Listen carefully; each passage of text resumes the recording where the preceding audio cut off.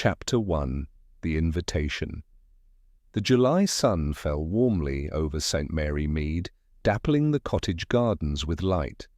Miss Jane Marple sat contentedly in her little parlour, knitting a neat row of pale blue wool when the postman tapped at her door.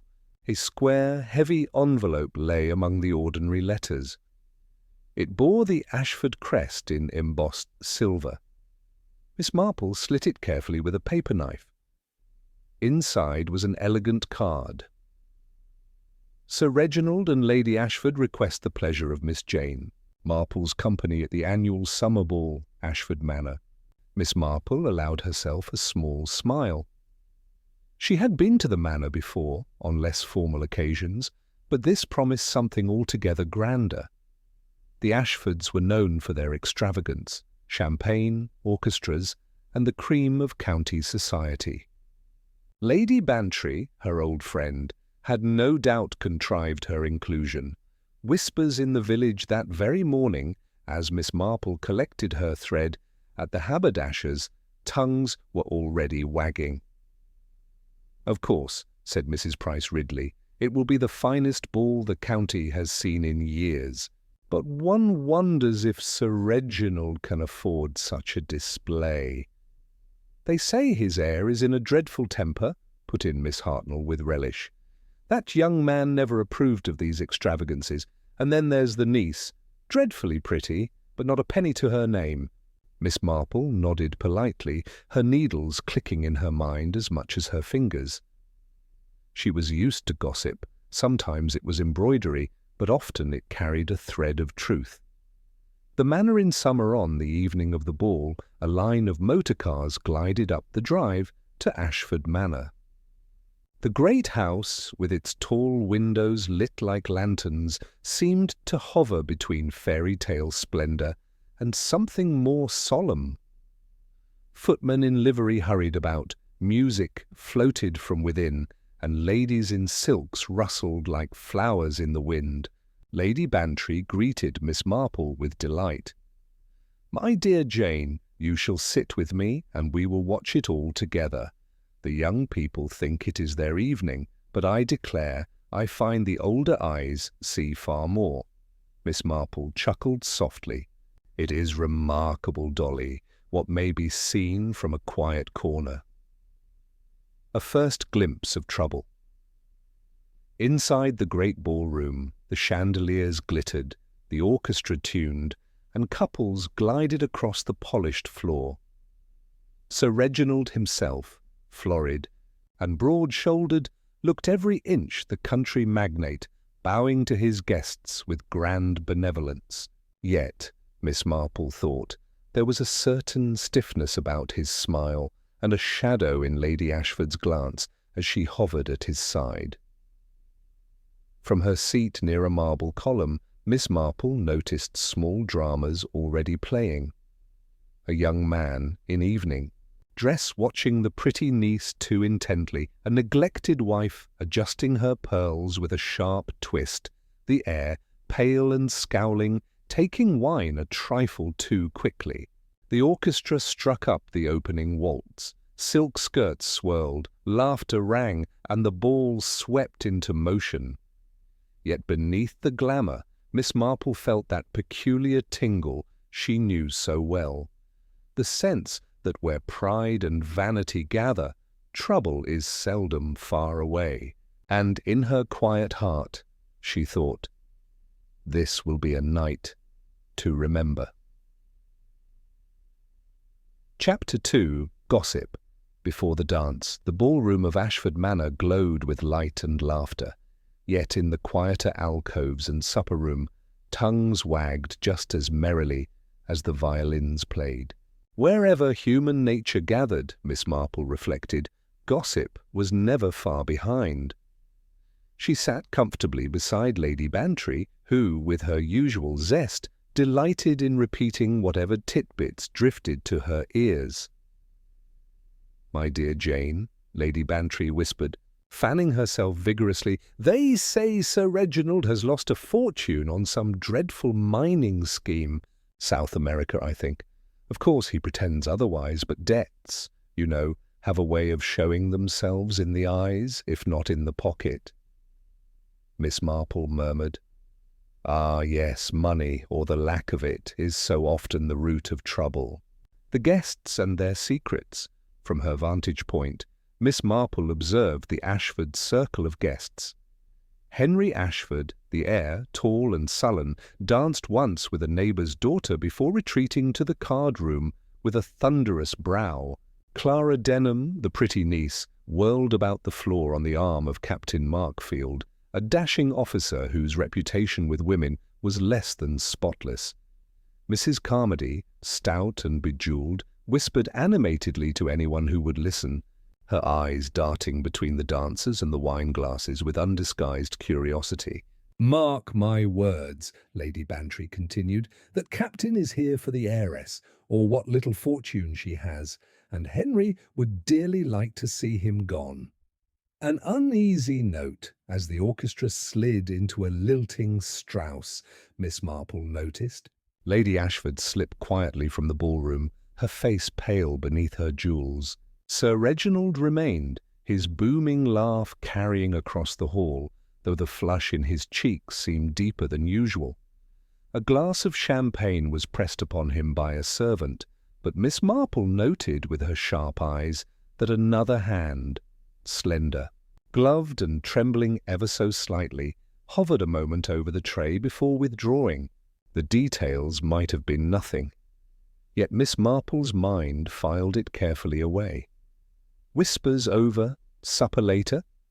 As cold chicken and ices were served in the supper-room, gossip flowed as freely as the champagne. "I hear Sir Reginald intends to alter his will," Mrs.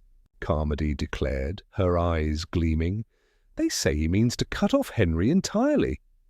"Nonsense," sniffed Colonel Weatherby. "It's only talk. Still, wills are dangerous things to meddle with. Families never forgive them." Miss Marple sipped her lemonade quietly. She thought of many quarrels in many villages, each beginning with money, ending in bitterness, or worse. The dance continues. Returning to the ballroom, the dancers laughed, flirted, and revolved beneath the chandeliers, unaware that shadows lengthened around them. The musicians readied themselves for the grand final waltz, and Miss Marple, from her quiet seat by the column, felt again that prickle of intuition. Something in the air was off-key, like a single discordant note in a graceful melody. She folded her hands in her lap, her eyes serene yet watchful, for she knew with the certainty of long years' observation that before the night was out, gaiety would give way to tragedy. Chapter 3. The Last Waltz. The great hall of Ashford Manor seemed to shimmer as the orchestra struck up the first strains of the evening's crowning waltz. Couples hurried to the floor, skirts swirled in a rainbow of silks, and chandeliers blazed overhead. Miss Marple, seated discreetly at the edge, watched with quiet attentiveness. To most eyes the scene was enchanting itself. To hers it was a tapestry of tensions. She saw Clara Denham's anxious smile as Captain Markfield drew her close. She saw Henry Ashford's clenched jaw as he stood against the wall, glass in hand, ignoring the young lady's hopeful glances. She saw Sir Reginald, flushed and jovial, leading Lady Ashford, though her step faltered, and her eyes darted often towards the supper-room. A whisper in the shadows. Near the doorway, Miss Marple's gaze caught the slender figure of a maid slipping through the crowd with a tray of champagne. The maid paused beside Sir Reginald, offering a glass. For a moment, another guest, a woman, in a sequined gown, her face half hidden by a feathered mask, touched the rim of the glass with a gloved hand before moving swiftly away. Sir Reginald laughed heartily, drained it in a single gulp, and resumed the dance. The music soars, the orchestra built to its triumphant swell. Couples spun faster, laughter mingled with the music, and applause rippled as Sir Reginald twirled his partner in a surprisingly agile turn for a man of his size. But then, abruptly, his step faltered. He stumbled, clutched his chest, and with a strangled cry, collapsed heavily upon the polished floor. A scream rang out, Lady Ashford's. The music screeched to a halt, dancers scattered, forming a horrified circle. A shocking scene. Colonel Weatherby knelt, loosening Sir Reginald's collar. Dr. Pembroke, who had been present among the guests, pushed forward. Within moments, he shook his head gravely. "Dead," he said, simply. A hush fell over the ballroom. Only the rustle of gowns and the rapid, frightened breathing of the guests disturbed the silence. "Heart failure," someone whispered. The excitement was too much. But Miss Marple's eyes lingered on the abandoned glass, lying toppled near the fallen magnate. A faint trace of white powder clung to its rim, catching the light of the chandeliers. Miss Marple's thought. She said nothing for now. Her hands folded calmly on her lap, her knitting bag at her side. She watched the scene with the utmost composure. To most, it was a tragedy.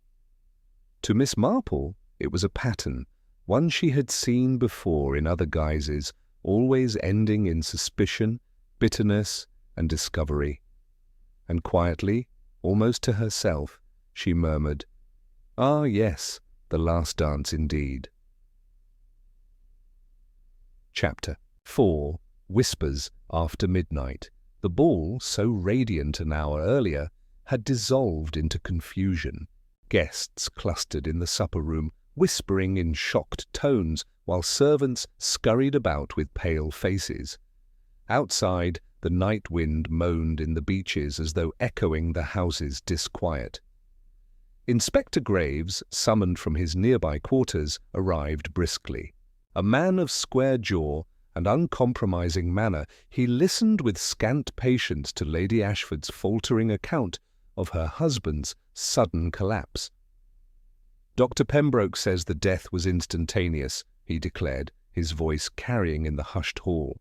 "But I have my doubts it was natural. The glass, where is the glass?" A footman brought it forward on a salver.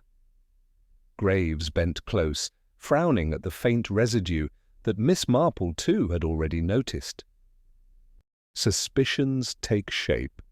It did not take long for the guests to begin speculating aloud. "Poison," Mrs. Carmody breathed, her eyes shining with a mixture of fear and relish. "Mark my words, someone poisoned Sir Reginald." "Absurd," snapped Colonel Weatherby. The man was stout, overindulgent, and under-exercised. "A seizure, nothing more, but others were not so certain." Clara Denham, white as her gown, whispered that she had seen Henry watching his father with a strange expression. Meanwhile, Henry himself, pacing by the mantelpiece, muttered darkly about debts and inheritance, which only stoked the rumours further. Inspector Graves in command. "None of you leave the house tonight," Inspector Graves ordered. "Until we know what we are dealing with, every guest is to remain." The announcement produced a flutter of alarm.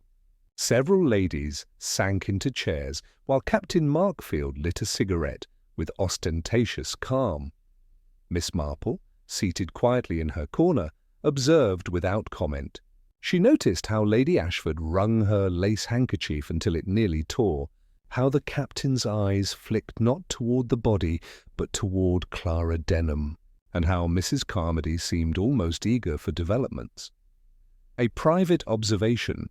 When Graves stepped aside to consult Dr. Pembroke, Miss Marple rose gently and approached the glass upon its tray. The inspector's back was turned, and no one noticed the elderly lady's careful scrutiny. A faint bitterness clung to the rim, a telltale sign she recognized from other, darker cases. And then, just visible, a smear from a gloved fingertip. "Not Sir Reginald's." His hands were bare when he danced. The gossip grows by 2 o'clock. The manor was thick with speculation. In the drawing-room, whispers wove threads of guilt around nearly every guest. Henry, for his inheritance, Lady Ashford, for her strange pallor and unease. Captain Markfield, for his interest in Clara's fortune, even Clara herself, for the note she had been seen slipping into Sir Reginald's hand earlier in the evening. Miss Marple, however, was not so easily swayed. She had lived too long in villages to take gossip at its word. She knew that truth, like weeds in a flower-bed, had to be teased out carefully.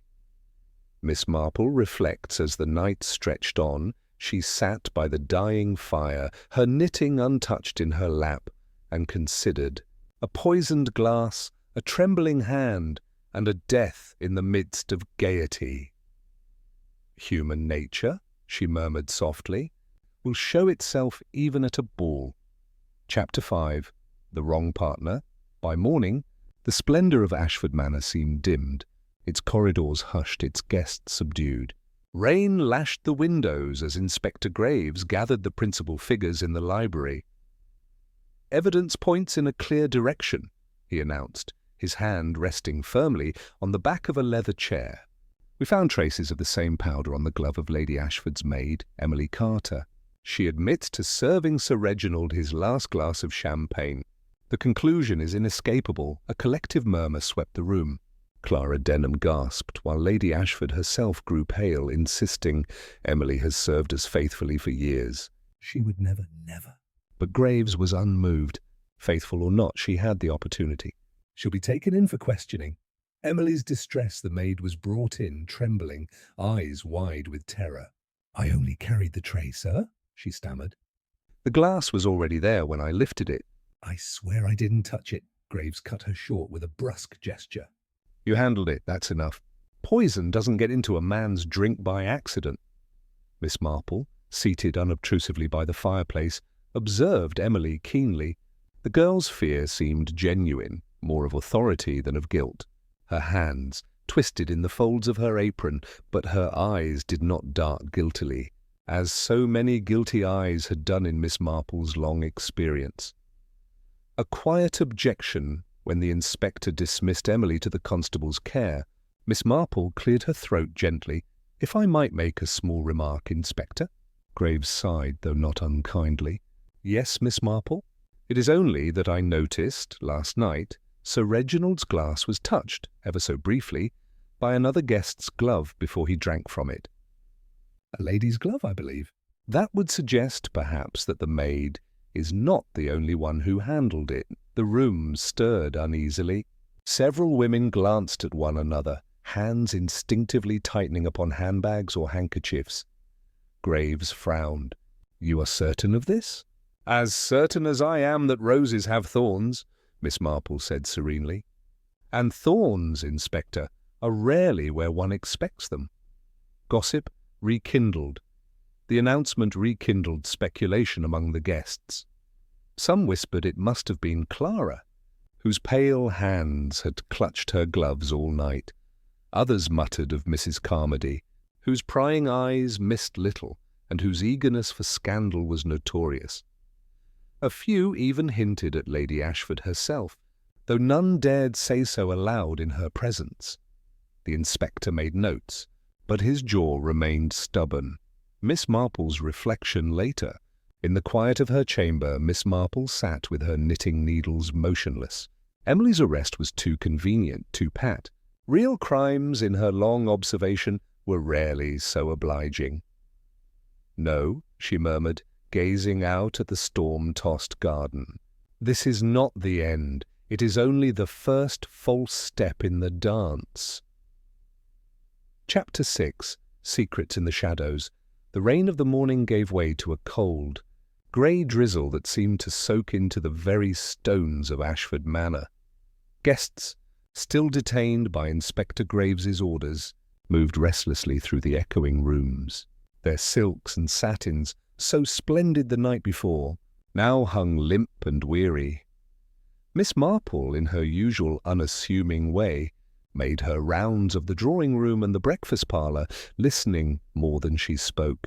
A village fete had taught her long ago that a quarrel over trifles could reveal far more than polite inquiries ever would. Lady Ashford's unease in the parlour. Lady Ashford sat rigidly by the fire, her face composed, yet her hands betraying a tremor. Miss Marple observed her with mild eyes. "It is hard, Lady Ashford, to lose one's partner so suddenly," she said gently. Lady Ashford's lips pressed tight. "Yes, sudden." Then after a pause she added, "Reginald was not an easy man. He had his enemies, though he would not admit it." Miss Marple nodded, as though hearing of a neighbour's stubbornness over hedges. "Indeed, and sometimes one's enemies are found uncomfortably close to home." Lady Ashford flinched almost imperceptibly, then excused herself. The young heir's anger, Henry Prescott. The heir was pacing in the gallery when Miss Marple encountered him. His face was drawn, his voice bitter. "They all think I did it, don't they?" They think I wanted my inheritance early. "Well, perhaps I did. Father kept a tight rein on every penny, and he'd have seen me beg before he'd see me free." "And yet," Miss Marple replied mildly, "money rarely satisfies when it is got by violence." "No, more often it destroys." Henry's laugh was harsh. "That sounds like one of your homilies, Miss Marple." "But you don't know what it was like." He turned away abruptly. Miss Marple studied his retreating figure thoughtfully. Anger and resentment were clear enough, but guilt? No. His words rang with the exasperation of youth. Not the chill cunning of a murderer. Captain Markfield's charm at luncheon. Captain Markfield was all gallantry, pressing attention upon Clara Denham, whose eyes were still red with weeping. Miss Marple noticed how the captain's hand lingered upon Clara's wrist, and how Clara pulled away with a nervous laugh. Mrs. Carmody leaned across to whisper in Miss Marple's ear, "Mark my words, that fellow means mischief. He's up to his ears in debt. I heard as much from my cousin in London. And if he thought Clara would bring him a tidy fortune, he'd marry her tomorrow." Miss Marple's needles clicked softly. "Yes, dear Mrs. Carmody, and a man in debt often thinks first of money, and only later of honour."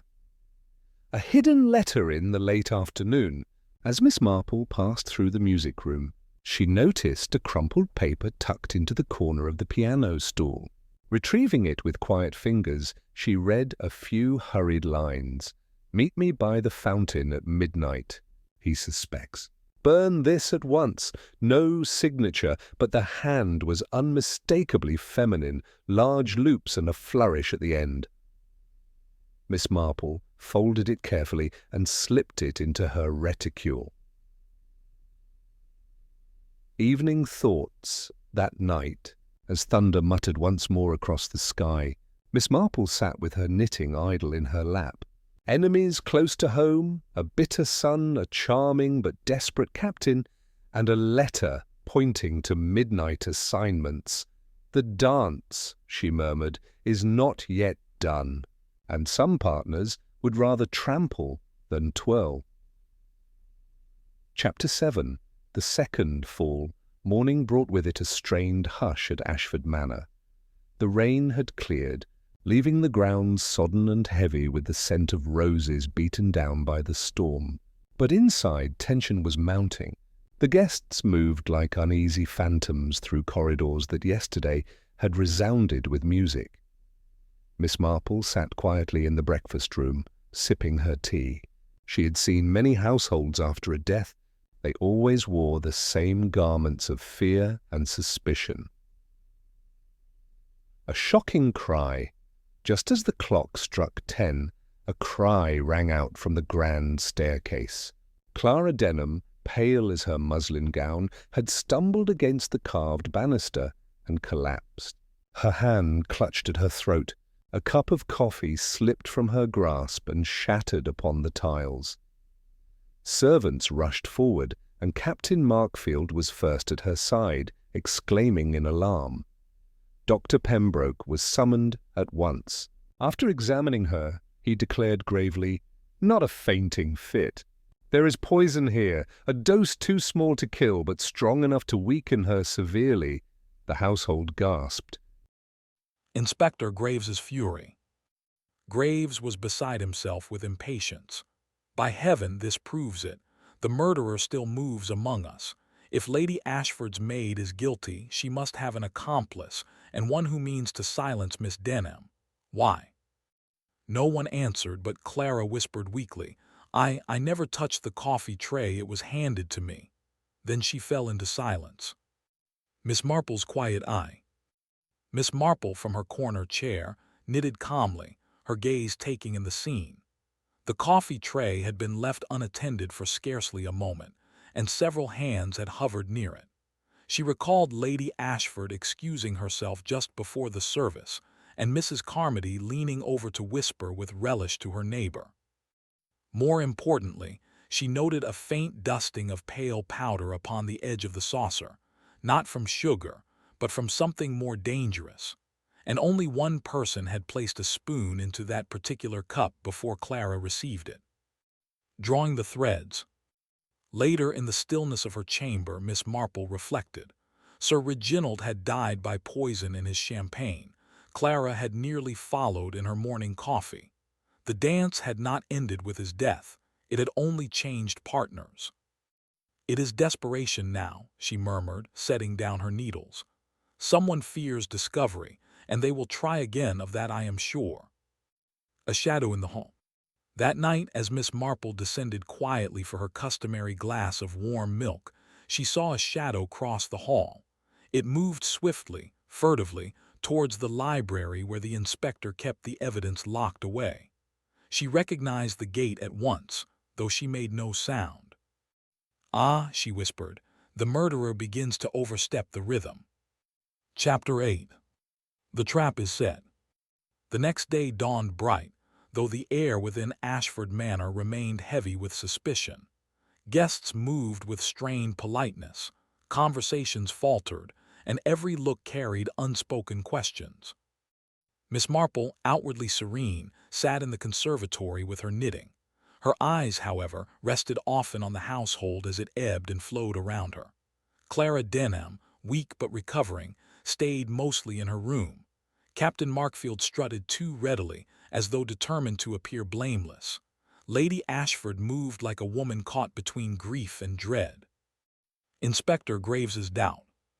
Inspector Graves approached Miss Marple with uncharacteristic humility. Miss Marple, he muttered, glancing over his shoulder, I've a feeling we're missing something.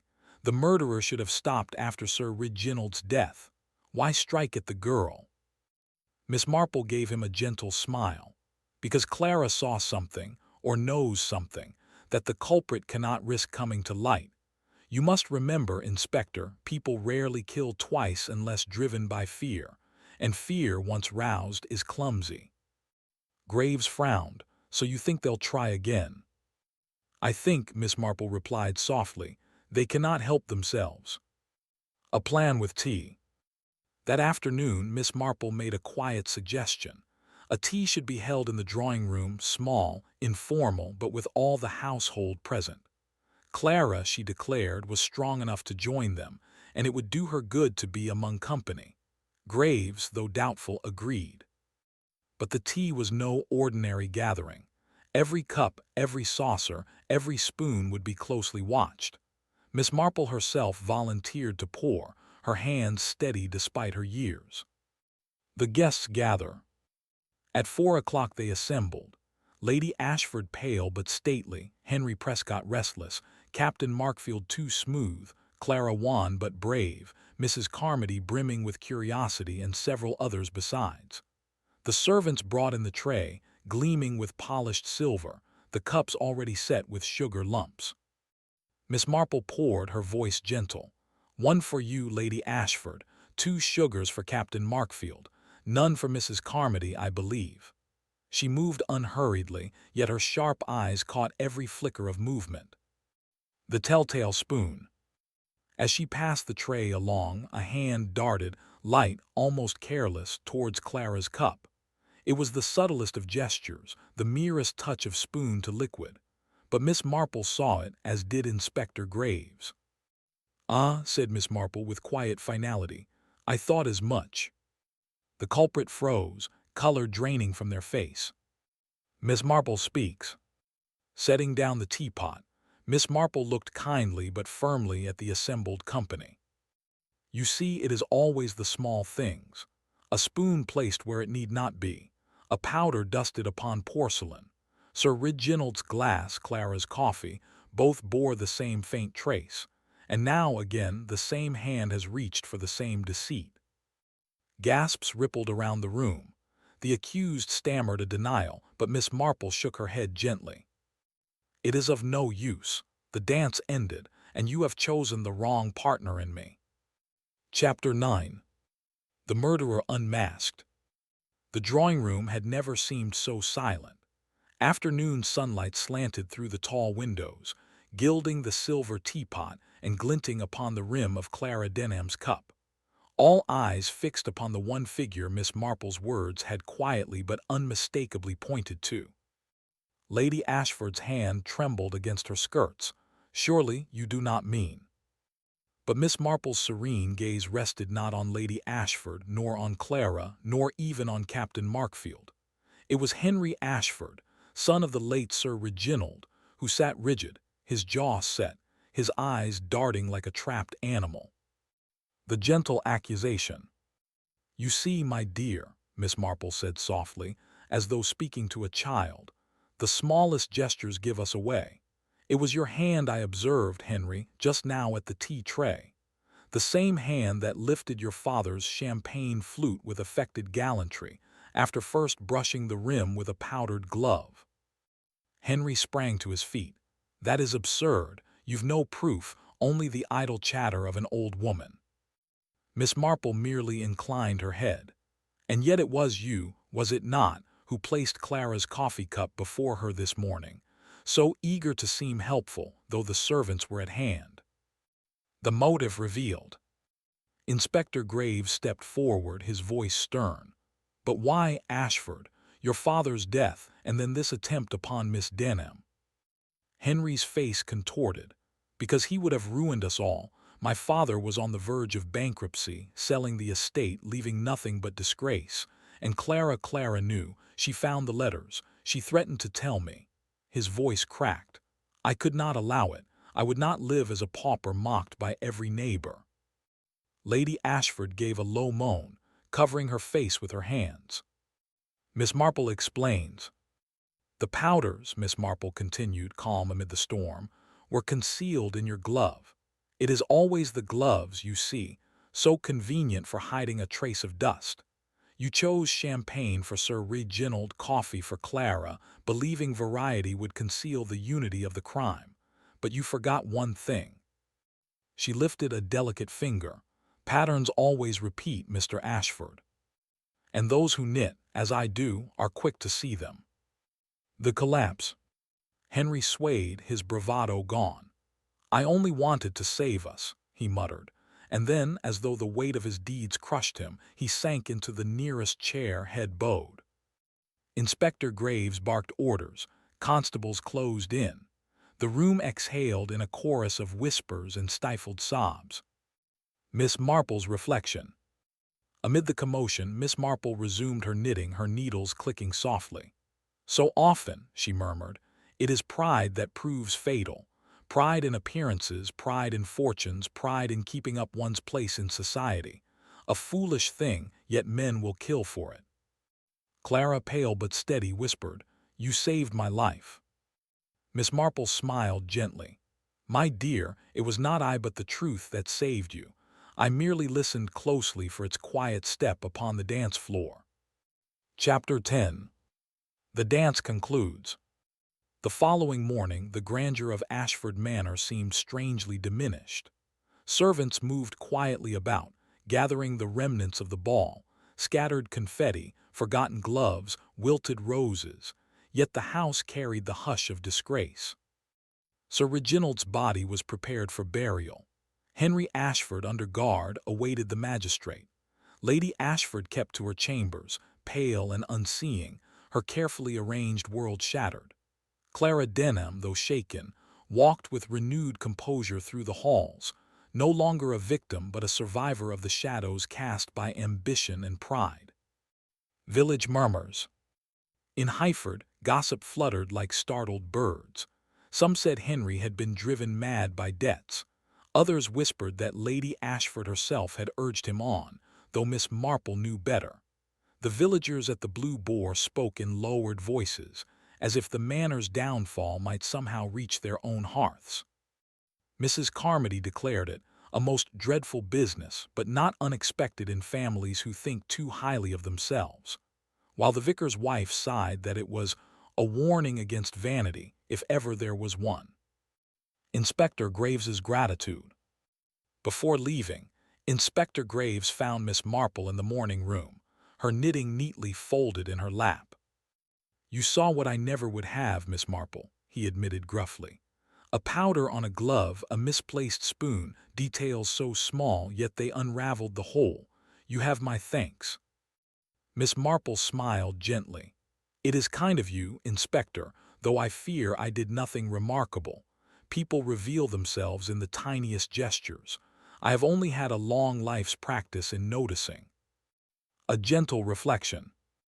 That afternoon, as Miss Marple prepared to depart, she paused in the manor's rose garden. A few blossoms lingered, crimson and white, their petals already touched by the season's decline. "Such beauty," she murmured, brushing a bloom with her fingertips, "and yet even roses have thorns. Pride, vanity, ambition, these two bloom in every family, sometimes fatally so." The journey home. On the train back to St. Mary Mead, Miss Marple sat quietly, gazing at the hedgerows flashing by.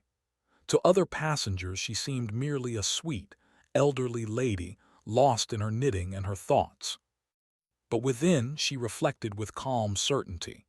Wherever human beings gathered, whether at a fete, a wedding, or a dance, old rivalries and hidden passions would rise. And when they did, someone must notice the little things, the slips and patterns that betrayed the truth. For evil seldom announced itself loudly. More often it crept in with a light step, and if one listened carefully enough, like the faintest change of rhythm in a waltz, it could always be heard. Chapter 11. Echoes after the ball. Though days had passed since the fateful waltz, Highford had not yet settled into quiet. The ball was spoken of in every kitchen, every tea-room, and on every church path, though never in quite the same way. Gossip in the village. At the Blue Boar, Mrs. Carmody leaned across the counter. "I said it all along," she declared. "Sir Reginald was never the man his father was, and young Henry, well, the apple seldom falls far from the tree." The butcher's wife shook her head. "It is all such a scandal. Imagine poison at a dance. It might have been any of us holding that glass." Meanwhile, Miss Perkins insisted that Lady Ashford would never again show her face in the Women's Institute, though others argued she might do so out of sheer defiance. Clara's resolve. Clara Denham, whose name had been whispered almost as much as Henry, walked the lane with a new calmness. She paid visits to the vicar's wife, read to the schoolchildren, and smiled when neighbors whispered behind their hands. "They will forget," Miss Marple told her kindly when they sat together over tea. "Or rather, they will replace one story with another. It is the way of villages.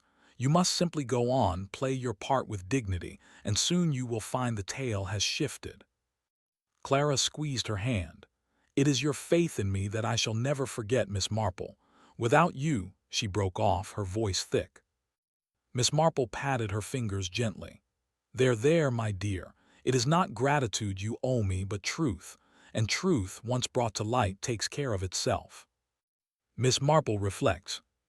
On her return to St. Mary Mead, Miss Marple sat by her fire with her knitting. The click of needles, steady and sure, was the perfect counterpoint to her thoughts. "Society," she murmured to herself, "may dress its tragedies in velvet and gold, yet beneath the silks, the same small human weaknesses stir. Pride, fear, resentment, they dance as faithfully as any waltz, and if one listens carefully enough, one can always hear the discord before the music breaks." The quiet close. The autumn evenings deepened. Visitors to Ashford Manor dwindled. The grand rooms, once alight with chandeliers, grew silent. The tale of the fatal ball began its slow transformation into legend, told with a shiver by candlelight, embroidered with each retelling. But for Miss Marple it was simply another pattern observed, another truth brought into the open, another reminder that where people live together, folly and kindness, envy and love, will always tread the floor in turn. Chapter 12. The Last Waltz in Memory. It was a brisk winter afternoon in St. Mary Mead. The hedgerows lay bare, and a thin frost traced the outlines of the churchyard stones.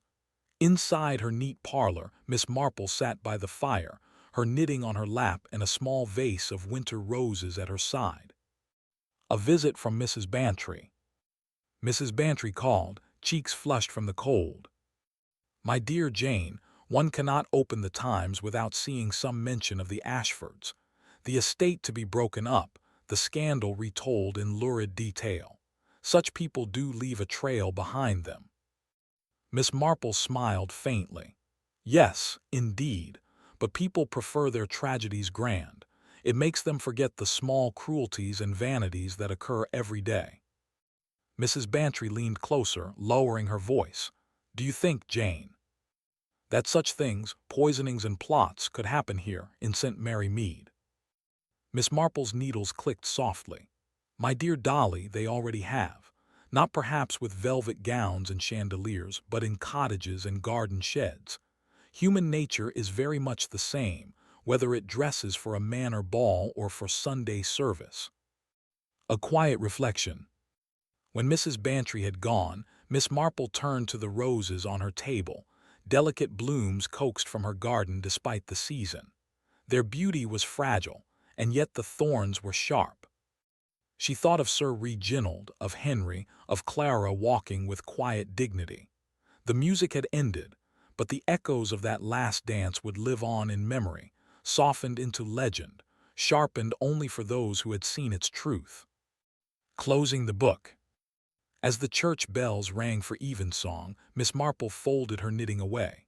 She rose, her movements calm, and looked out at the lane where children laughed and neighbors called across their gates. All so ordinary, all so familiar, and yet in each house, each heart, a story was waiting, not unlike those told at Ashford Manor. She drew her curtains against the cold and smiled to herself. The dance was done, the waltz concluded, but there would always be another tune, another step, another story to be observed. Chapter 13. The Echo of the Dance. The winter in St. Mary Mead wore on, frosty mornings giving way to brief noons of pale sunshine, and then long, dark evenings. The scandal at Ashford Manor had begun to recede from the London papers, but in drawing rooms and parlors, it lingered as a story told in lowered voices, embroidered with each retelling. Village talk. At the Blue Boar, Mrs. Carmody recounted with relish. "They say the ballroom itself is to be let for events, if you please. Imagine hearing such a place for a wedding after that." Miss Perkins pursed her lips. "People forget too quickly. Mark my words, it will be all but a legend in 10 years. They'll say Sir Reginald collapsed from the heat and nothing more."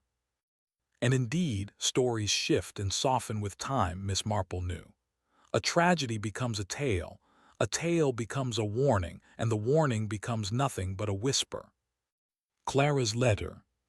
One afternoon, the postmistress handed Miss Marple an envelope with foreign stamps.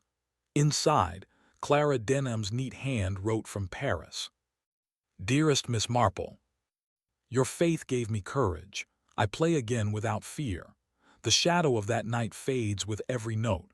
I shall never forget what you taught me, that truth, however painful, must be faced if one is to live at all."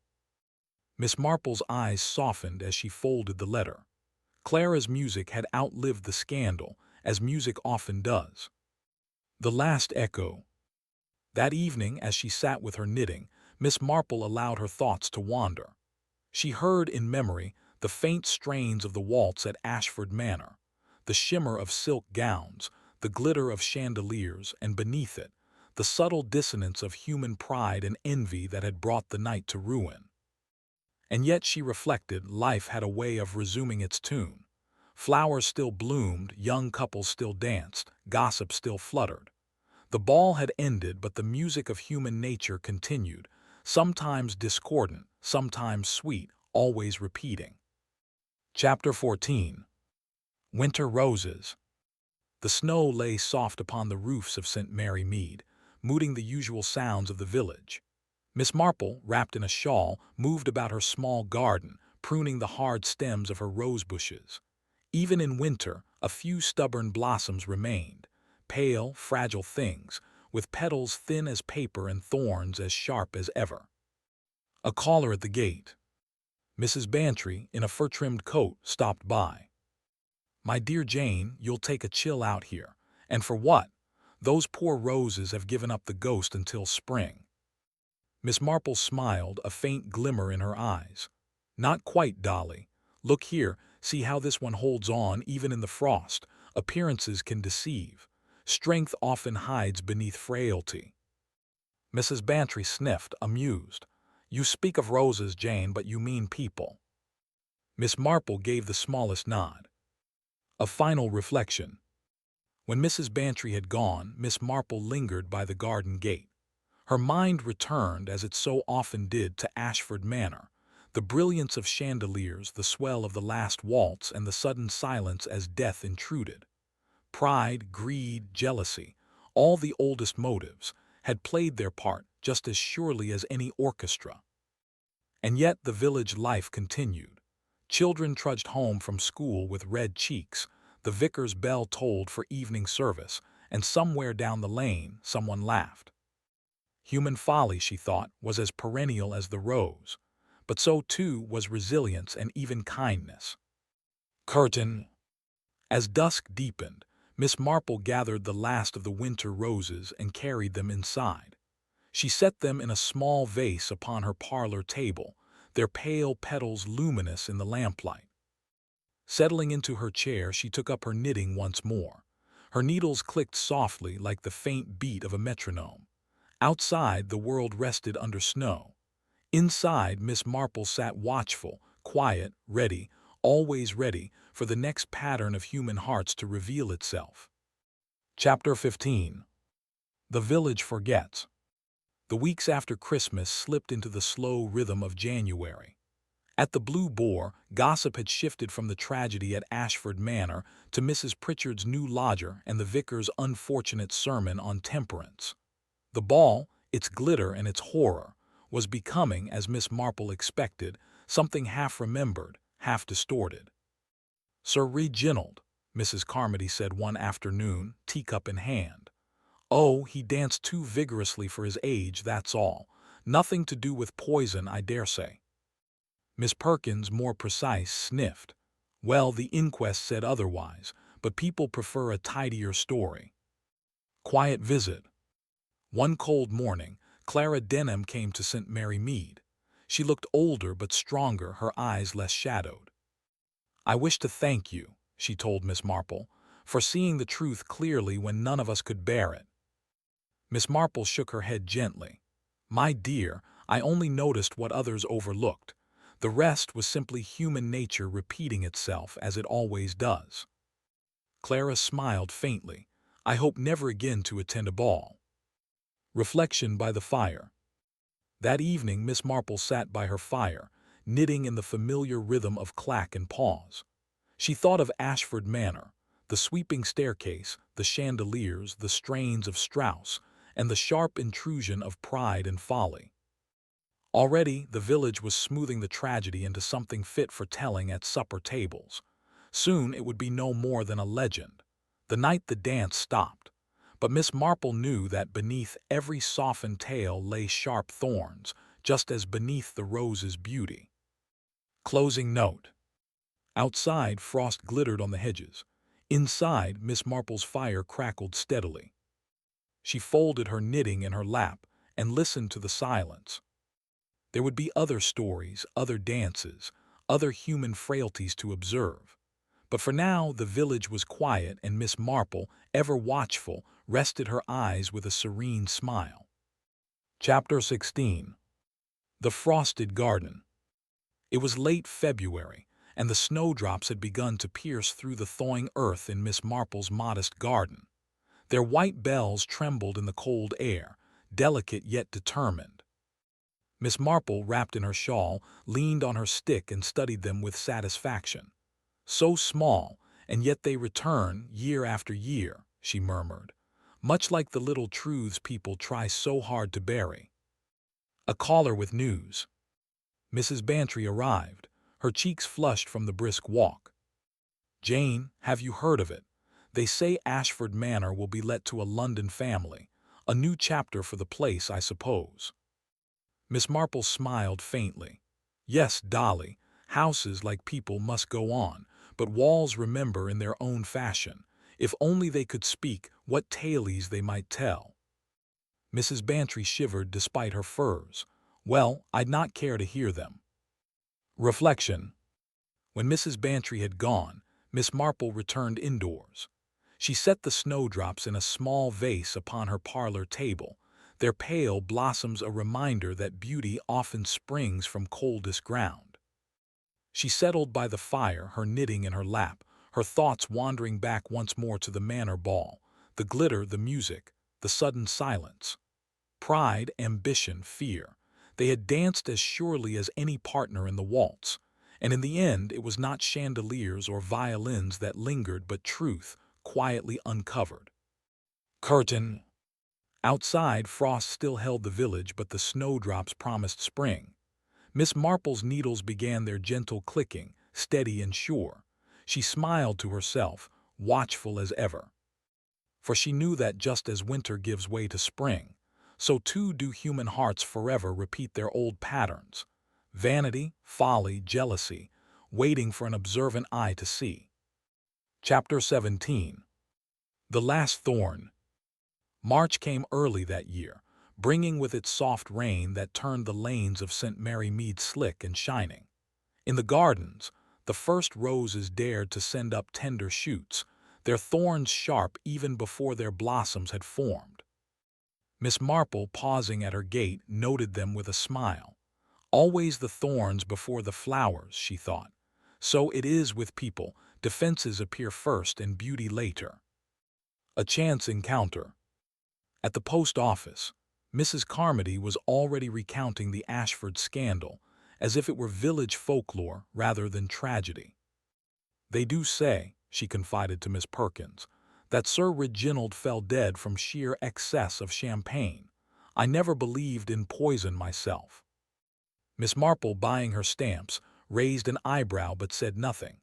She knew how swiftly stories softened with time, pruning away the uncomfortable truths. A letter remembered. Back home, Miss Marple reread a letter she had received from Clara Denham. Clara wrote from the coast, where the sea breezes had restored her health. "I am playing again," she wrote, "not in great houses but in quiet parlors where music is a comfort rather than a performance." Miss Marple pressed the letter between her hands. It pleased her to think that life could heal, even if scars remained. Final reflection. That evening, as the rain pattered softly on the window, Miss Marple resumed her knitting. She reflected on the roses at her gate, on Clara's courage, and on the manor where a waltz had ended in silence. Stories fade, scandals are forgotten, but human nature remains, ever ready to wound and ever capable of renewal. Her needles clicked steadily, as if keeping time to an unseen dance. And with that steady rhythm, Miss Marple smiled, content to wait for the next pattern to reveal itself. Chapter 18. The Echo of the Waltz. It was a still April evening in St. Mary Mead. The air was mild, scented faintly with lilac, and the dusk deepened into a violet twilight. Miss Marple sat in her parlor with the windows open, letting the evening sounds drift in, the soft clop of a cart horse, the distant laughter of children, and faintest of all, the church bell marking the hour. She had just set aside her knitting when she thought she heard another sound, so delicate it could have been imagination. A few notes, like the ghost of a waltz, carried on the breeze. A memory stirs. She closed her eyes, and in an instant she was back in the glittering ballroom of Ashford Manor. Chandeliers blazing, silks whispering, couples turning in stately rhythm, and Sir Reginald crumpling mid-step, the music crashing into silence. Miss Marple opened her eyes again. Only the evening hush remained, broken by the steady ticking of the clock, yet she smiled faintly. "An echo," she murmured. "Memories have their way of lingering like music." A quiet certainty. Mrs. Bantry called in, breathless from her walk, eager to share the latest gossip. But Miss Marple listened only half attentively, her mind still turning. Human nature did not change. Pride and vanity would always dance their dangerous steps, sometimes masked by gaiety, sometimes cloaked in silence.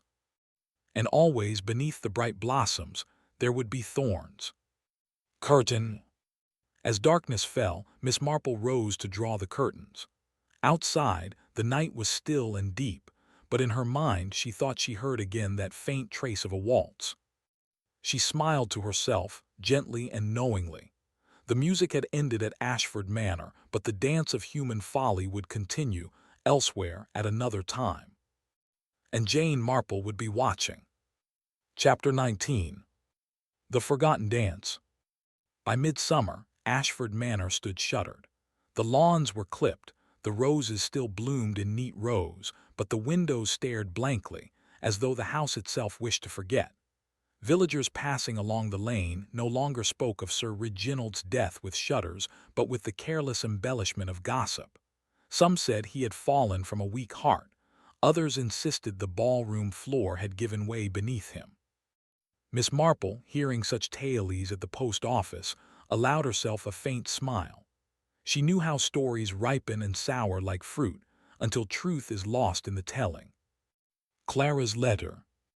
One warm evening, Miss Marple received a letter from Clara Denham, now living quietly by the sea. "I am playing again," Clara wrote, "but only for those who wish to listen. There is peace in that, and I owe it to you." Miss Marple folded the letter gently. She thought of the girl's strength, how some melodies begin in sorrow yet resolve, with patience, into harmony. The nature of memory. Later in her garden, Miss Marple tended a small rose bush heavy with new blossoms. As she clipped a spent flower, she reflected, people forget the particulars of scandals, but they never quite forget the unease. A house, a ballroom, a waltz, they remain touched by the shadow of what has happened. And so it is with human hearts. They move on, yet they carry the faintest scar, like a petal bruised though still fair. Closing note. As twilight settled, Miss Marple set down her shears and looked out over her roses. Life would always bring more dances, more pride, more secrets whispered in shadows. And she, quiet and constant, would always listen. Chapter 20. The Rose and the Waltz. It was late August in St. Mary Mead. The air was still, heavy with the fragrance of roses, and the bees hummed lazily from bloom to bloom. Miss Marple sat in her garden with her embroidery, though she paused often to listen, not to sound but to silence. The visit. Mrs. Bantry arrived with a basket of peaches. "Do you know, Jane," she said, settling herself with a sigh, "people hardly mention the Ashfords now. It's become one of those stories people feel they must whisper about, though they can never agree on what truly happened." Miss Marple smiled gently. That is the way of things. Truth is a quiet guest at the table, while gossip is a noisy one. The echo of music. When Mrs. Bantry departed, Miss Marple remained in the soft dusk. Somewhere beyond the hedgerows, a gramophone played a distant waltz, thin and wavering with the evening breeze. She closed her eyes. For a fleeting moment, she was back in the glittering ballroom, lamps blazing, silks rustling, and beneath it all, the steady beat of human folly. She opened her eyes to her roses, pink, white, and red, each lovely, each bearing thorns. "Yes," she murmured, "always both.